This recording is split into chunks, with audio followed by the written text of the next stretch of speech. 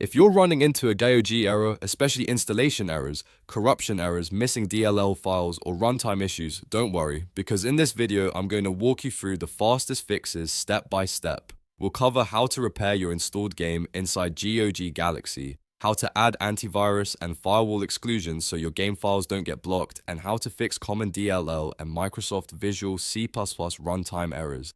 This is a simple troubleshooting guide, and by the end, you should be able to get your game launching properly again. And if this video helps you out, make sure to hit the like button and subscribe for more quick tech and gaming fixes. Let's jump in. First, let's fix game installation or corruption errors, which are often shown as E1 or E2 errors. Open GOG Galaxy, then go to your installed game section. Find the game that is showing the error and click on it. After that, look for the filter icon, then choose Manage Installation. Inside that menu, click Verify Repair. This will check the game files and compare them against the correct version. If anything is missing, damaged, or corrupted, GOG will try to restore those files automatically. In many cases, this is the quickest way to fix launch issues, broken installs, or files that were interrupted during download. Once the repair process is complete, restart the launcher and try opening the game again. If the problem is still there, the next thing to check is your antivirus and firewall settings. Sometimes security software blocks game files or prevents GOG Galaxy from reading or updating them correctly.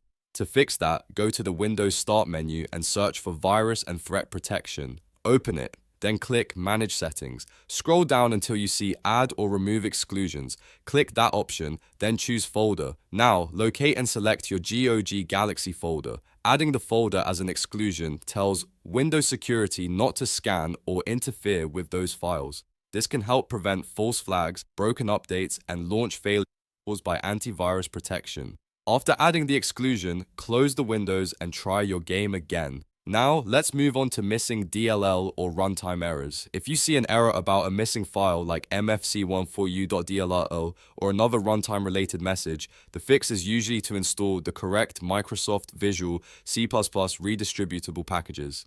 In most cases, you should install both the 32-bit, also called x86, and the 64-bit, also called x64 versions. Many games need one or the other, and some need both to work properly. After installing the redistributables, restart your computer so the changes fully apply. Then launch GOG Galaxy and test the game again.